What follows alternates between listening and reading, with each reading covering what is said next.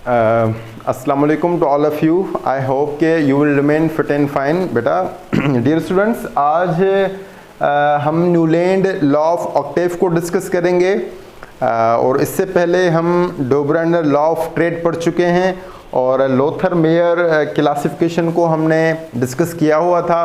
तो आज Newland law of Octave के अंदर इसकी स्टेटमेंट, इसके इम्पोर्टेंट पॉइंट्स, एडवांटेजेस और डिसएडवांटेजेस, ये सारी चीज़ें आज हम डिस्कस करेंगे।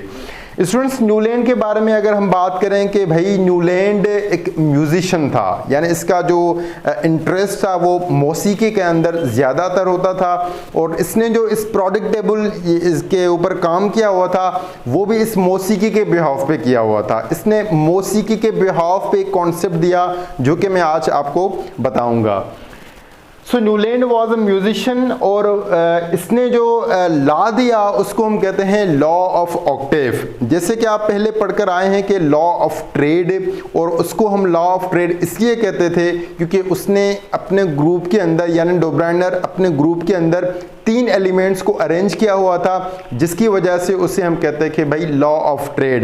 डियर स्टूडेंट्स, यहाँ पे लॉ ऑफ ट्रेड नहीं बल्कि लॉ ऑफ ऑक्टेव है। तो why we called law of octave? Because Newland arrange 8 elements in his periodic table, therefore we called law of octave. Newland ने अपने प्रोडक्ट टेबल के अंदर, या यूं समझें एक ग्रुप के अंदर 8 एलिमेंट को बेसिकली इसने अरेंज किया हुआ था और इसी वजह से हम इसको कहते हैं लॉ ऑफ ऑक्टेव। ओके, अच्छा, इसकी एक इंपॉर्टेंट पॉइंट ये भी है कि Newland gave his product table on the basis of increasing atomic wait.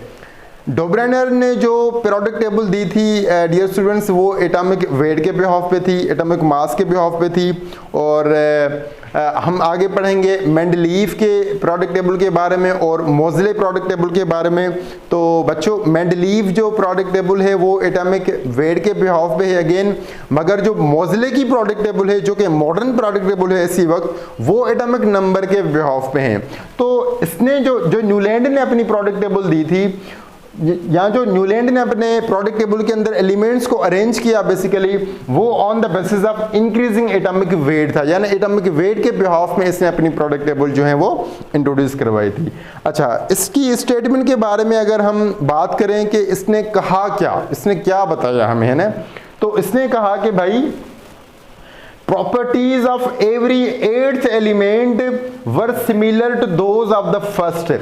पहले एलिमेंट और 8वें एलिमेंट की जो प्रॉपर्टीज हैं बच्चों वो सेम होगी, ये हमें न्यूलैंड ने बताया। भाई वो सेम क्यों होंगी?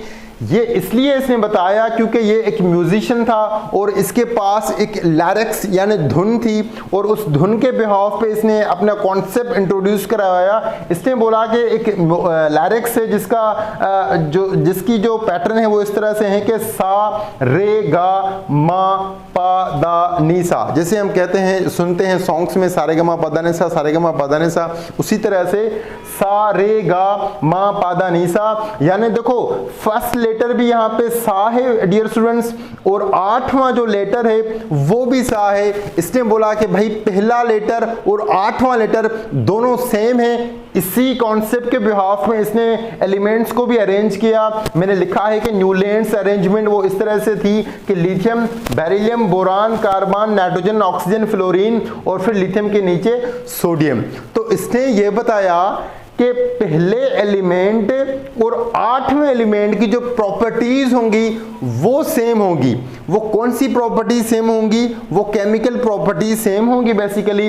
तो इसकी स्टेटमेंट भी हमें ये बताती है कि the properties of every 8 element, यानी पहले एलिमेंट और 8वें एलिमेंट की जो प्रॉपर्टीज है वो सेम होंगी। इसने क्यों ये बताया? क्योंकि ये एक म्यूजिशियन था और मौसीकी के कॉन्सेप्ट के बिहाफ पे इसने एक धुन दी और उस धुन में इसको इस तरह से लगा, इसलिए इसने ये भी कहा कि हो सकता है एलिमेंट भी इस तरह से हो। ठीक है, अच्छा, उसके बाद इसके कुछ एडवांटेजेस हैं डियर स्टूडेंट्स और डिसएडवांटेजेस हैं, हम उनको भी पढ़ेंगे आज। तो एडवांटेजेस के बारे में अगर हम बच्चों बात करें कि न्यूलैंड की जो पीरियोडिक टेबल है वो हमें एक बेस प्रोवाइड करती है कि हम एलिमेंट्स को ग्रुप के अंदर जो है ना वो क्लासीफाई करें। तो मैंने लिखा है कि भाई it provide a basis for classification of the element into group having same chemical properties. वो एलिमेंट जिनकी सेम केमिकल प्रॉपर्टीज हैं, जिन एलिमेंट्स की, आप उन एलिमेंट्स को एक प्रॉपर ग्रुप में इंक्लूड कर सकते हैं, क्लासीफाई कर सकते हैं। ये एक बेस दिया किसने हमें, न्यूलैंड ने। यानी क्लासिफिकेशन के हवाले से इसने ये बताया कि जितने भी एलिमेंट हैं और उनकी अगर केमिकल प्रॉपर्टी सेम है तो बेशक आप उनको एक ग्रुप में जो है ना रख सकते हैं। अच्छा, ही gave the tabular form of the element, ये इसकी सेकंड पॉइंट है कि न्यूलैंड ने बेसिकली एक टेबुलर फॉर्म दिया एलिमेंट्स का, यानी इसने बताया कि एलिमेंट्स को एक प्रॉपर वे से अरेंज करो, एक टेबल के फॉर्म में अरेंज करो। therefore we called he gave the tabular form of the element।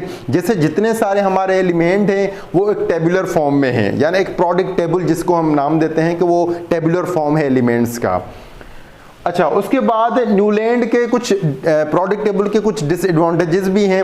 सारी चीज़ें इनकी ठीक नहीं हैं, कुछ इसने गलतियां भी की हैं। जैसे कि उसके डिसएडवांटेजेस में आप सबसे पहले मैं आपको बताऊंगा कि he did not left the empty spaces for the undiscovered element.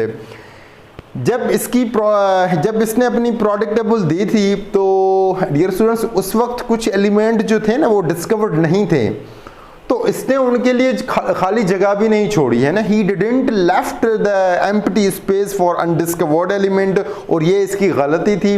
इसको खाली स्पेसेस रखनी चाहिए थी कि जैसे वो एलिमेंट डिस्कवर्ड होंगे तो हम उनको उसी जगह पे रख सकें, मगर इसने ये खाली जो एम्प्टी स्पेस थी वो नहीं छोड़ी थी, तो ये इसका डिसएडवांटेज कहलाएगा। अच्छा, सेकंड डिसएडवांटेज कौन सा है बेटा, कि his product table didn't include noble gases and heavy element.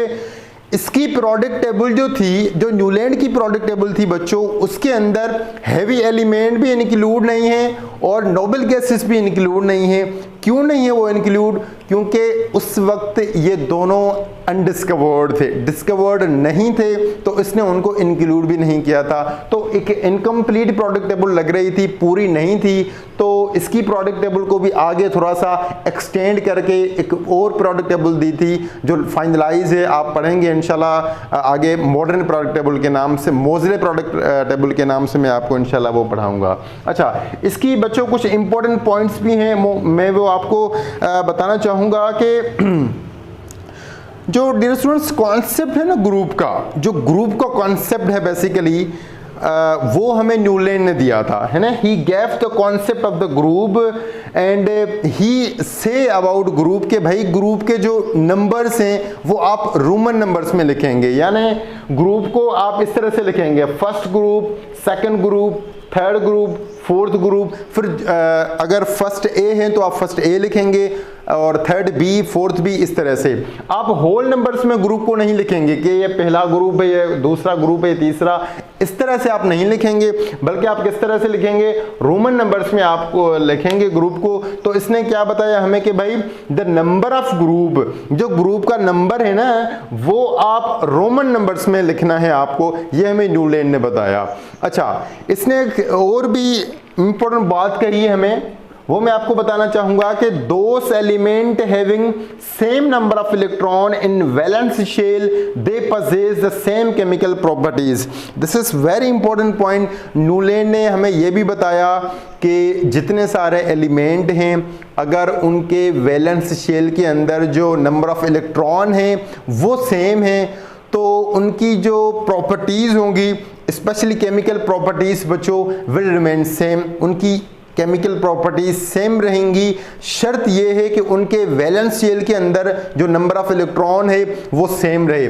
For example किस तरह से देखो, लिथियम के वैलेंस शेल के अंदर एक इलेक्ट्रॉन है, सोडियम का जो वैलेंस शेल है उसके अंदर भी एक इलेक्ट्रॉन है, पोटेशियम के वैलेंस शेल के अंदर भी एक ही इलेक्ट्रॉन है। तो इन तीनों एलिमेंट्स की जो केमिकल प्रॉपर्टीज है ना बच्चों वो सेम है और इन तीनों एलिमेंट्स को हम एक ही ग्रुप में रखेंगे। तो ये याद रखिएगा कि जिनकी केमिकल प्रॉपर्टी सेम होगी हम उनको एक सेम ग्रुप में रखेंगे। अच्छा, मेन चीज़ इसके अंदर जो थी वो मैं आपको अभी बताऊंगा कि इसकी जो प्रोडक्ट टेबल थी उसके अंदर जाहिर है डिसएडवांटेजेस भी हैं। तो इसकी प्रोडक्ट टेबल को रिजेक्ट तो नहीं किया गया, बल्कि इसकी प्रोडक्ट टेबल को बेसिकली एक्सटेंड किया गया था, यानी इसके ऊपर मज़ीद काम करने को कहा गया था। और फाइनल जो प्रोडक्ट टेबल है हमें वो मॉडर्न प्रोडक्ट टेबल है जो कि मोज़ले दी थी। तो ये बेटा this is all about Newland law of octave. इसके अंदर जितनी सारी चीज़ें थी वो मैंने आपको बता दी हैं। अगर कोई भी क्वेश्चन हो बेशक आप कमेंट बॉक्स में कर सकते हैं। I will be giving you answer of this questions. Wish you all the best. Thank you so much. अल्लाह हाफिज़। Thank you.